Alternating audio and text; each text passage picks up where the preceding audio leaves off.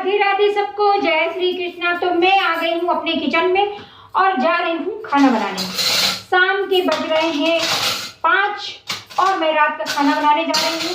तो रात के खाने में बनाऊंगी, आज खाने में बनाऊंगी दाल चावल, सिंपल खाना बनाऊंगी। कोई झमाझम वाला खाना नहीं बनाने वाली हूँ, सरल खाना बनाऊंगी। उसको दाल को लहसुन प्याज मिर्ची से और हरा धनिया से और खूब सारा टमाटर डाल के उसको फ्राई करूंगी। तो मैंने लगा दिए हैं बर्तन। अब मैं निकालती हूँ अरहर की दाल और चढ़ाती हूँ कुकर में। तो लीजिए, हमने कुकर निकाल लिया है, ठीक है। अब निकालते हैं अरहर की दाल।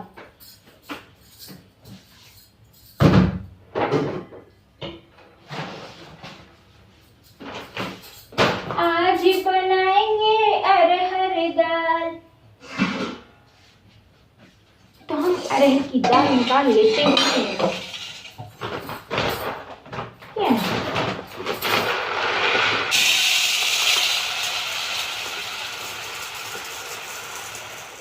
तो बस इतनी ही लेंगे, ज्यादा हो गई लग रहा।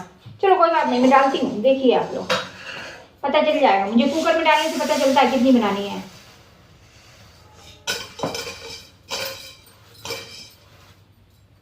हाँ ठीक है, ज्यादा नहीं है। तो हम इतनी दाल बना लेते हैं।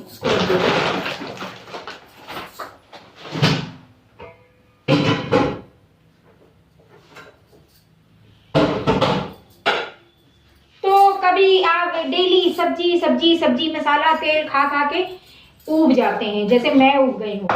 तो फिर मैं कभी कभी दाल चावल बनाती हूँ, जिससे जो पेट का बैलेंस बना रहे।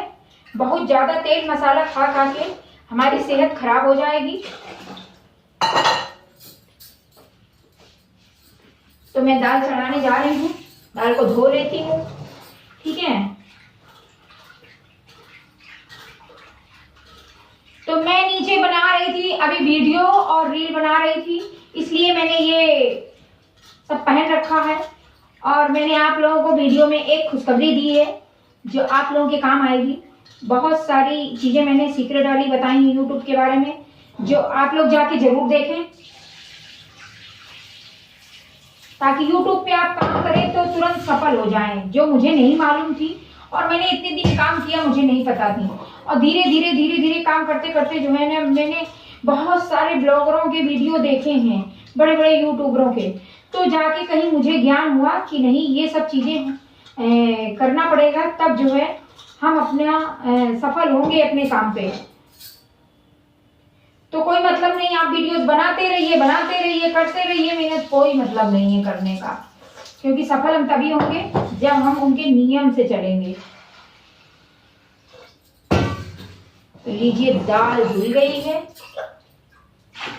अब हम इसे पानी डाल देते हैं। पानी की मात्रा ज्यादा लेंगे, क्योंकि मुझे पानी दाल का किसी को पिलाना है घर में, उसको प्रॉब्लम हो। आपको एक चीज और बताती हूँ, आपको सर्दी जुकाम बुखार, ये 3 चीज अगर आपको छोड़ नहीं रही है और आप बीमार बहुत समय से चल रहे हैं और डॉक्टर की दवा लेने के बावजूद भी ठीक नहीं हो रहे हैं, तो आप जो है अरहर की दाल का पानी एकदम खौलता हुआ गरम गरम, जब अरहर की दाल पकाएं तो पानी की मात्रा ज्यादा रखें, उसको निकाल लें और उसमें हल्का सा देसी घी डालें। और मिर्ची जीरा पसंद है तो छौंक दीजिए, नहीं तो कोई बात नहीं, सादा पानी आप पीजिए। हरा धनिया पसंद है तो डाल लीजिए, नहीं तो सादा ही पानी ठीक है। आप मानेंगे नहीं, 2 दिन आप पी लीजिए मेरे कहने से, आपका बुखार और सर्दी जुकाम ना ठीक हो जाए तो मैं अपना वीडियो डिलीट कर दूंगी, गारंटी। और ये ट्रिक मुझे मिली है मेरे ममाने से। मैं अपने मामा के यहाँ गई थी और बीमार हो गई थी, और मेरी मामी ने ये ट्रिक आजमाई थी मेरे ऊपर, और ये सब मुझे गरम गरम दाल का पानी पिलाया गया था 3-4 दिन तक, और मैं ठीक हो गई थी। मैं अपना उदाहरण दे रही हूँ, इसलिए मैं आप लोगों को बता रही हूँ कि आप लोग इस चीज को फॉलो करें, जरूर करें अपनी लाइफ में, अपनी बॉडी के लिए ये चीजें फॉलो करें तो ठीक हो जाएंगे। अब भाई देखिए, मेरे पास जो तरीका है मैं उस तरीके से आपको अपनी जो अच्छी अच्छी चीजें हैं वो सब मैं शेयर करती हूँ, बताती हूँ। तो आप लोग जरूर इस्तेमाल करें और उसका फायदा उठाएं, है ना। बिना दवाइयों के हम अगर ठीक हो सकते हैं तो क्यों ना हम दवाइयां छोड़ दें और हम देसी दवाइयों से ही ठीक हो सकते हैं, घर की दालों से ठीक हो सकते हैं, है ना। तो ये हल्दी डाल दिया। अब मैं डाल देती हूँ इसमें नमक। नमक स्वाद के अनुसार डाल देती हूँ तो दाल हमारी रेडी हो जाएगी। देखिए नमक डाल देते हैं। आप इसमें सेंधा नमक भी डाल सकती हैं, लेकिन खैर सेंधा तो नहीं डाली, मैं भूल गई। अगर आपके पास है तो डालिए, मेरे पास भी है, मैं भूल गई, इसको डाल दिया। अब मैं इसको बंद कर देती हूँ। इसमें थोड़ा पानी और डालूँ क्या? दाल की मात्रा ज़्यादा है यार, थोड़ा पानी और डाल देती हूँ,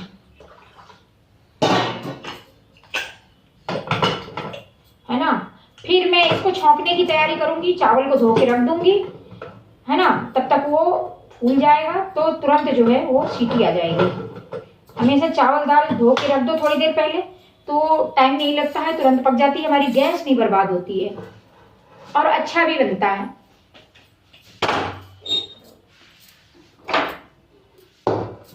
तो ये देखिए मैंने चढ़ा दिया कुकर, ठीक है। अब मैं जला देती हूँ गैस, क्योंकि सबको लगी है भूख, दोपहर में खाना बनाया नहीं, लड्डू खा खा के सब जिंदा है है ना। तो गैस जला देते हैं। जल गई गैस, चढ़ गई दाल, खा लीजिए दाल और चावल। ला ला ला ला ला ला, बस आज की रात है जिंदगी, कल तुम कहाँ हम कहाँ।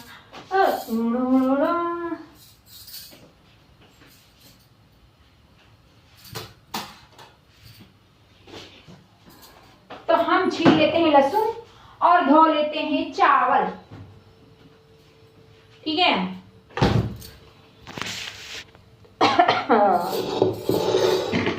तो ये देखिए इसी में मैंने दाल निकाली थी और इसी में निकालती हूँ मैं चावल।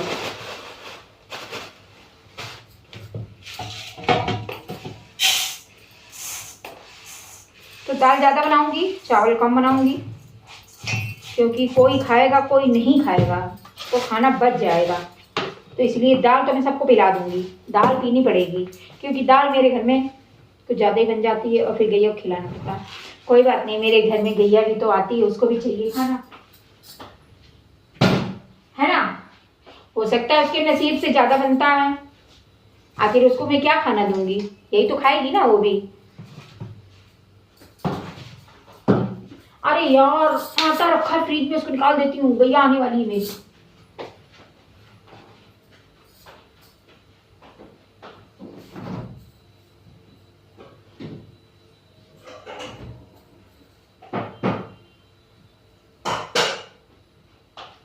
तो कल मैंने रोटियों के लिए आटा साना था, रात में सोचा था दाल बनाऊंगी तो दाल रोटी सब लोग खा लेंगे, लेकिन किसी ने खाना नहीं खाया। उस आटे को उठा के फ्रिज में डालना पड़ा मुझे, तो फ्रिज में रखा, उसको निकाल के रख दिया। अभी थोड़ा वो टेम्परेचर पे आ जाए तो गैया आने वाली है तो सारा आटा उसको दे देंगे, क्योंकि वैसे भी उसको आटा सान सान के हम लोग खिलाते हैं, तो अब वही आटा खाएगी, ठीक है। तो हम चावल धो लेते। चावल एकदम झमाझम वाला आया घर में, उसको साफ करने की आवश्यकता नहीं है, एकदम साफ मॉल वाला चावल है।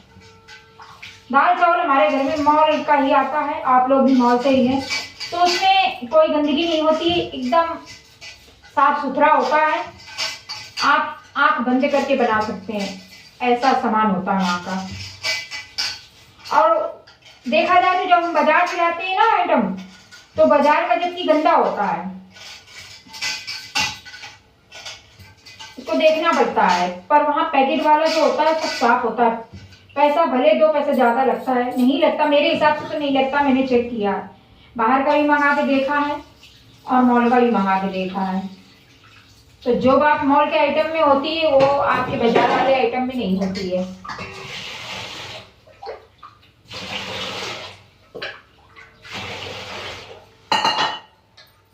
तो लीजिए हमने चावल धो के रख दिया है, अब हम दाल छौंकने के लिए तैयारी करेंगे, तब तक ये बेचारा रखा रहेगा। इसका पानी सब निकाल देते हैं।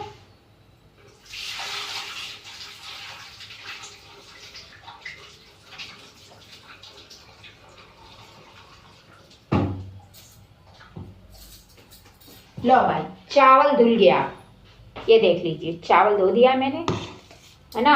अब मैं लाती हूँ लहसुन, उसकी करती हूँ कुटाई। लहसुन की कुटाई बहुत जरूरी है।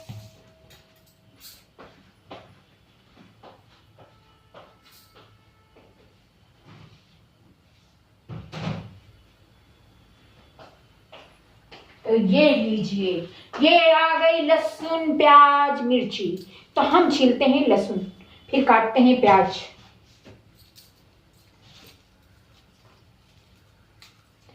अभी मेरे कपड़े बाहर बालकनी में पड़े हुए हैं, जा रहे हैं उसको भी उठाऊंगी। आधे उठा लिए थे, आज कपड़े ज्यादा धो डाले, 2 राउंड फैलाए मैंने। और मैं रील बनाने में लगी थी, कपड़े अभी तक मेरे बाहर पड़े हैं। खैर अभी ज्यादा टाइम नहीं हुआ है, अभी उजेला है।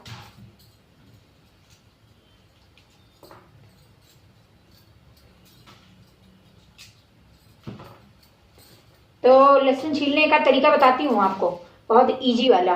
कहाँ गई कुटनी यार, ये तो देखिए, जल्दी जल्दी छीलना हो आपको तो इसको पहले ऐसे ऐसे कूट दीजिए थोड़ा सा, है ना, मुंह के पास जहाँ पे टाइट होती है, छीलने में दिक्कत होती है। अब बहुत आराम से छिल जाती है। फिर ये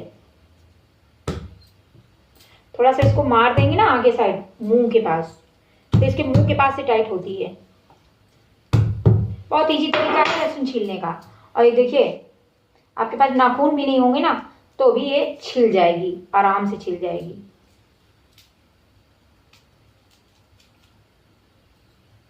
ये लीजिए, कुछ भी नहीं करना पड़े, ना पानी में डालना, ना कुछ करना, तुरंत निकल जाएगी, फटाफट निकल जाएगी।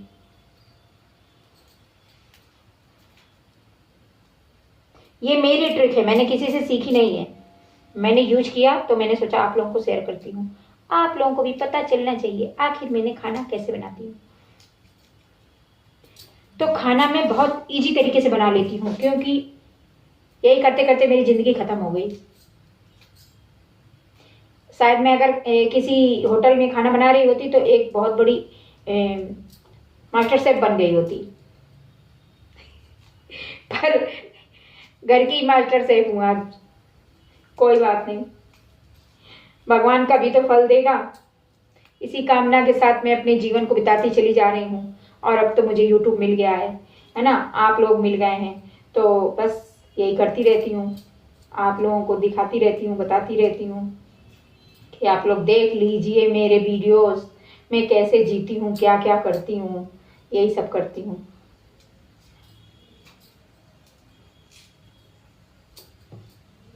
कोई कैमरा भी पकड़ने वाला नहीं है मेरे यहाँ, दर्दी हूँ। अब बस देख लो भैया, जितना दिखाई पड़े ऐसे ही दिखा सकती हूँ। स्टैंड भी लगाओ तो कभी घुमावे का पड़ा थे तो हम यही काम दिखा पे है ना। जेगा समझ में आवे देखो, नहीं मत समझ में आवे ना देखो, क्या कर सकते हैं। अब कैमरा पकड़ के बैठेंगे तो हम काम कैसे करेंगे।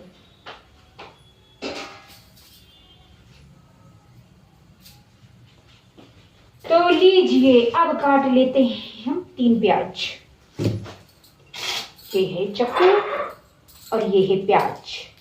तो प्याज का ऊपरी हिस्सा ऐसे निकालना है, बहुत इजी तरीके से निकल जाता है। और इसका छिकला निकालने का तरीका बताऊं आपको, ऐसे कट लगाइए, अब बस ऐसे निकालिए। ये वाली प्याज अच्छी नहीं है ना, ये साफ साफ प्याज हमारी निकल आएगी। ये देखिए कितनी साफ सुथरी प्याज निकली। बस नीचे ऊपर का पोर्शन काट के और एक कट लगाइए आप, ये जैसे लिया, अब बस ऐसे कट लगाया, अब बस यहीं से जो है हमने इसको ऐसे खोल दिया। लीजिए, निकल गई ना। इजी तरीका है प्याज छीलने का। ऐसे बस इसको छिकला हटा के बस ऐसे कट लगाना है, तो ऊपर वाला जो पोर्शन होता है ना वो आराम से निकल जाता है। मैं एक हिस्सा तो हटा ही देती हूँ जब भी प्याज काटती हूँ, क्योंकि ऊपर का पोर्शन खराब होता है। एक प्याज और ले लेती हूँ कम है।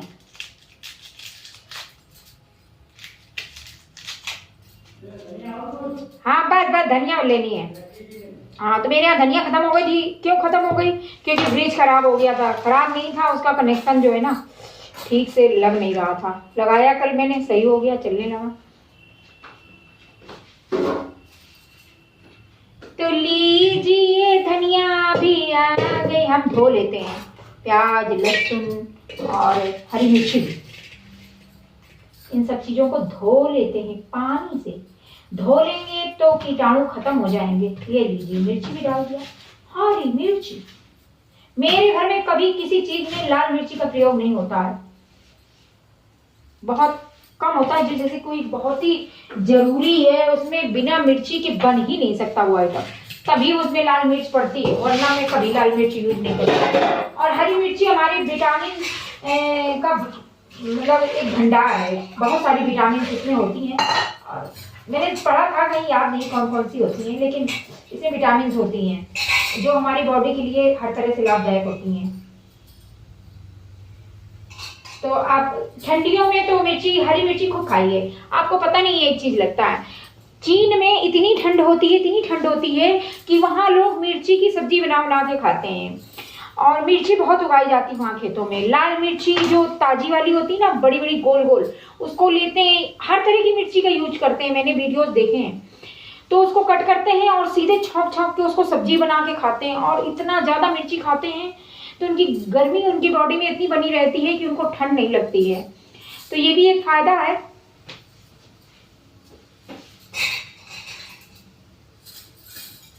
तो देखिए, ये 3 चीजें तो मैंने धो ली। अभी 2 टमाटर भी डालूंगी इसमें, देखती हूँ टमाटर मन करेगा डालूंगी, नहीं डालूंगी, क्योंकि टमाटर डालने से दाल का टेस्ट बदल जाता है। और मेरे कुमार को जो है ना, उसको तो टमाटर वाली दाल पसंद है। मैं क्या करूँ, देखती हूँ क्या करूंगी। तो इसमें मैं काट लेती हूँ और इसको ढकी रहने दो। मैं किसी और बर्तन में काटती हूँ, तो मैं प्लेट में काट लेती हूँ। चमचा संभाल के रखना पड़ेगा, क्योंकि ये पिचकारी मारने लगता है कुकर हमारे। 3 कुकर खराब हो चुके हैं, सब रखे हैं। उन सारे कुकरों को बदला के एक नया कुकर खरीदना है, ठीक है।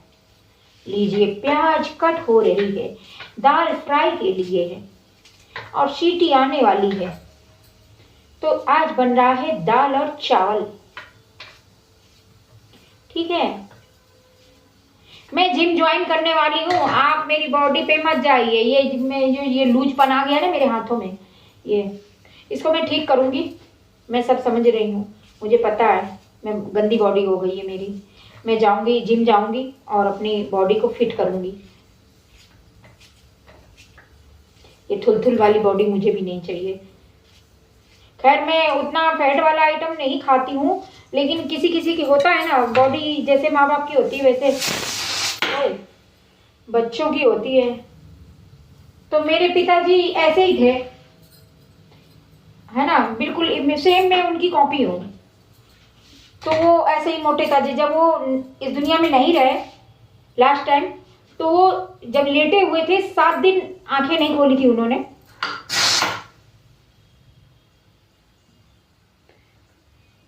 उनको ब्रेन हेमरेज हुआ था और यहीं कानपुर में हॉस्पिटल में भर्ती थे। 7 दिन उन्होंने आंखें नहीं खोली और 7वें दिन लास्ट उनकी सांसें चली गई। और वो बताती हूँ आपको, रुक जाइए, कुकर संभाल रही हूँ अभी। चलो बंद ही कर देती हूँ इसको, मैं बाहर फेंक रहा पानी।